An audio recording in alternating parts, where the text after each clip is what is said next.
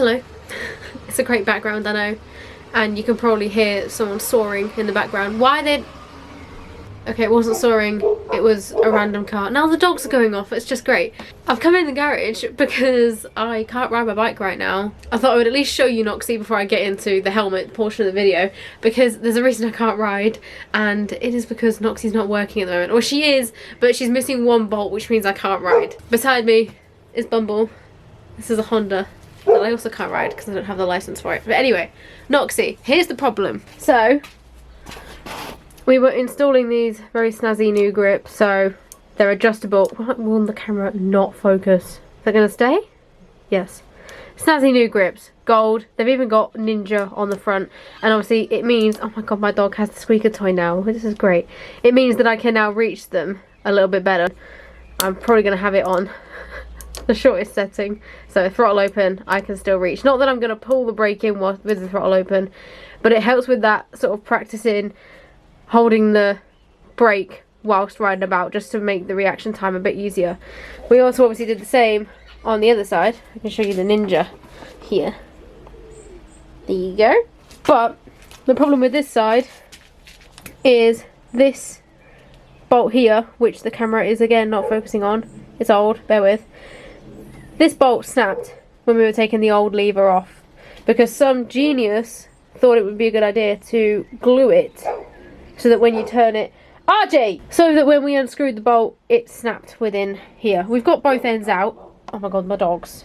But obviously it means that the lever has nothing to pivot around. So I can't currently ride it because I can't use my clutch. So I thought, in the meantime, I'd talk about the new helmet I've got, because there is a reason why I bought a new one. Also, I need to paint it, obviously. And I also have a new chain and sprocket that I'm going to put on the bike, which I might as well do whilst it's sort of out of action. So maybe the next few videos are going to be maintenance slash upgrade time videos rather than actually riding around. But that's that. I've also just come back from being ill for a week, and I wanted to get out on the bike, and then obviously this happened. So it's just great. It's just great, but we're making the most of it. We're gonna make this time to get Noxie back up to scratch, because she's a little bit scruffy right now. She could do with a clean, because I haven't cleaned her in a little while. So maybe when the rear wheel comes off, I'm gonna give the underside a proper scrub, because I'm gonna show you it and I'm gonna decide whether I'm gonna put it in the video or not. I want no judgment, okay? This is not my fault. Kind of is, but we're gonna ignore that. Right. Here's the situation. There's my suspension, because I don't have a rear hugger. So that needs a desperate clean, which I can't do with the wheel intact as it is.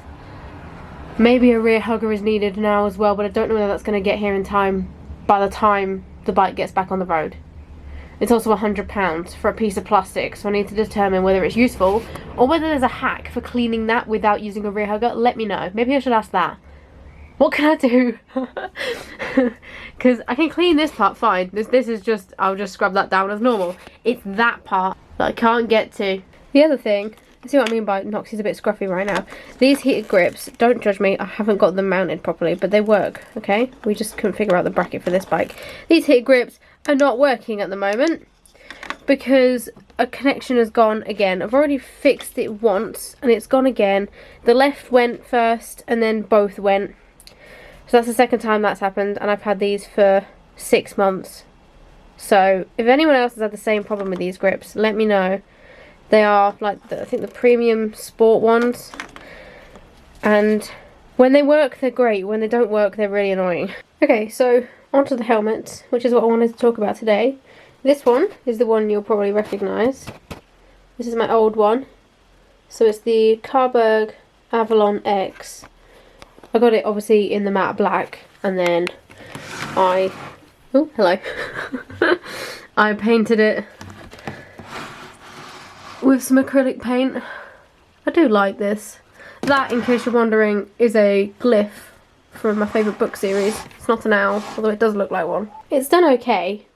It was a cheap helmet, like, don't get me wrong, it still has all the safety requirements and all that, but I'm a bit annoyed it's only lasted me this far into my riding journey. So I bought it in September and it's already, I've had issues with it. So here's the reason for me actually changing helmet. This is what sort of did it for me as like, right, okay, I need a new one. This mechanism here is the visor locking mechanism, and you can see there's a bolt which we tried to replace because I don't know where the original one went. It just fell out one day and I went to close my visor and that happened. So you see how it kind of sticks out there, and obviously it means that it doesn't sit flush. It's really hard to film this with a mirrored visor on. So we tried to replace it.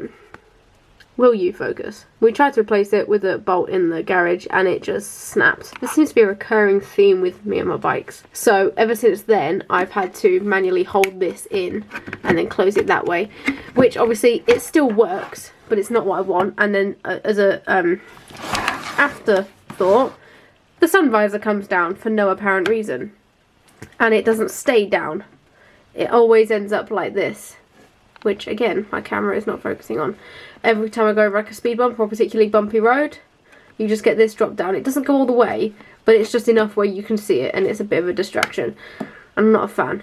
But the main thing for this helmet was the fact that the wind noise wasn't great. I couldn't hear people above maybe 50 miles an hour, maybe low if it was particularly windy or like noisy around town. So using the Cardo became worse and worse because I just couldn't hear what anyone was saying, regardless of whether I had earplugs in or not. So that was kind of my reasons for changing the visor and the wind noise. And also, I've noticed when I've been out and about, I notice white helmets more than black ones, as in like they're a little bit more visible. I know they're not like neon and they're not the most visible you can get, but the white one is definitely a little bit more visible when you take into account the fact that I'm on a black bike. A lot of my gear is black because, God forbid, I try and find something coloured that also fits me. That's not going to happen. So gear was bought on what fits me, and then the helmet is something that I can look at and go, right, what makes me a little bit more visible and is still sort of my aesthetic without sounding like a snob. Right, here's what I'm changing to. This is the Scorpion XO 510 Air, I think. You'll notice obviously both of these helmets now have their chin mounts on. So this is the original one that I've been filming with, and I bought a new one for this helmet because they are specific to the helmet and you can't really get them off once they're on. I mean, you can, but... And I've already fitted my Cardo Pack Talk Neo on there. I didn't have to buy any new kit to change that across. Just gently run a knife between the helmet and the sticky bit. Obviously, you may end up scratching your old helmet, although I didn't too bad. And then heat up the adhesive again, so I just got a hairdryer on it, heated it up, stuck it back on, and I've not tested it, but yeah, that's not going anywhere. And then obviously wired it in. It was pretty easy to fit because, like a lot of helmets nowadays, it has like the indents ready for the Cardo speakers. Although I know Scorpion have their own intercom system, which I kind of stuck my Cardo over the top. Is that going to focus? Yeah, there's like a little pocket here that can come off for their own intercom system, but I haven't really looked into that, and obviously I already had my Cardo, so not really bothered looking at that. So this is the one I went for. Here we go. Let's do a side profile. So I quite like the helmets with a bit of a pointed sort of end here with the it's not as spoilery as my old helmet, but it's still got a nice shape, I think. There we go. Side on. This is how it came with its clear visor. I do have a different one on the way, but it's not bad if I have to ride around like this for a little while because the drop down sun visor here is much better. I've already tried this on and tried on the tinted visor, or you know, the sun visor, and it's definitely a lot better than the previous one because I couldn't use the one on the Carberg because it distorts everything, like it's too curved. So it makes everything look wrong. The road like curves away when it's not, and it just didn't feel right riding around with that. That's another plus for this helmet. A decent sun visor, which you think would be standard, but apparently it wasn't on the old one. The helmet itself was £150, so still low end in terms of helmet prices, but a little bit of a step up from the previous one. And it came with a pin lock that I haven't inserted yet because I'm going to put it on the visor I've got coming in. It should arrive today, actually. Obviously, it's got the usual air vents on the chin and up here. You might have noticed I've already started painting the helmet. I know no one else is going to be able to see these when I'm wearing it, but I don't paint the helmet to make it more visible or anything. I just paint it because I like painting it. I might end up doing like a reverse of my old helmet, so black paint where there was white paint, and obviously keep the gold running through as well. But I'll tend to follow the shape of the helmet, so it won't be an exact match because obviously the helmet's a bit of a different shape. If you are curious about painting your own helmet, you do need to make sure it is safe for like painting helmets because some paints will damage it. I use acrylic paint, which is very surface level. I mean, if you look up here, I know it's a gloss helmet, so it's going to be a little bit tougher for paint to stick to anyway, but these small dots have already started coming off, so I know I need to go a bit bolder next time. I'll put a screenshot or I'll link below the article I used to know that my paint is safe for helmet use, but there are some that will damage it, so just be careful. There's a couple of other differences between the old helmet and the new one, and one of them is size. So this one is a medium and it does fit, especially when I've got a balaclava on, but I do think it is a tad big, whereas the new one is a small, which you can definitely tell the size difference. But I think that is part of the problem with the wind noise, is that it is basically the wrong helmet, or is it the wrong size? And I don't think it was the wrong size to start with, but obviously as you wear the helmet in, you wear down the cheek pads and it suddenly gets a little bit looser. And again, when I was wearing the balaclava, it doesn't move around, so it's not like it was noticeably bigger, but I don't think it was fitted enough around my ears to block out some of the wind.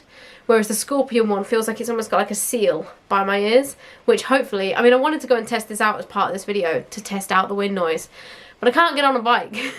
And even if you're on the back of a bike, you can't have the same sort of experience of wind as you do when you're riding it. So I'll have to see whenever I can get back on Noxie and actually give you an update then. The next riding video, whenever it will be me saying whether the wind noise is actually noticeably different, or maybe I've just got bad hearing and that's why I can't hear people on cardo. Like, I needed to replace the helmet anyway, or at least get a new one because of the visor issues and just the overall sort of like quality of the helmet that I wanted to change. Katie has this exact same helmet in black, so we now have matching helmets and she really likes hers. Yeah, we have matching helmets, just in different colours. The other feature that should hopefully help with the wind noise and just the overall fit of the helmet as time goes on is there's a little button at the bottom of the chin inside, which actually inflates the cheek pads. So if they start to wear in and they feel a bit loose, you can pump them back up and give yourself a bit of a better fitting helmet. Obviously I'm not needing to do that now because it's brand new and I've barely worn it in, but I think that's a really smart option and I don't know why more companies don't do it. So there we go. My camera battery is about to run out. I'm going to fit the new visor when it arrives, and I might film a bit of me painting the helmet because I think I'm going to do that now and see where I get to. I tried to do it a couple of days ago and just wiped it all off because I didn't like it. So I don't know, but it wouldn't be me if I didn't have a painted helmet, so I'll figure out something. Thanks for watching, because obviously it's a bit of a different video. You don't normally see me this much and you are probably expecting road footage, which I can't give you right now, so apologies for that. I did have another video coming out and then I lost the footage. Rookie mistake, I know. Don't forget to like and subscribe, obviously, and I'll see you in the next video, which may be a chain and sprocket video, or if the part comes in soon, it might be a road video on Noxie, so we'll see. Thanks for watching, goodbye.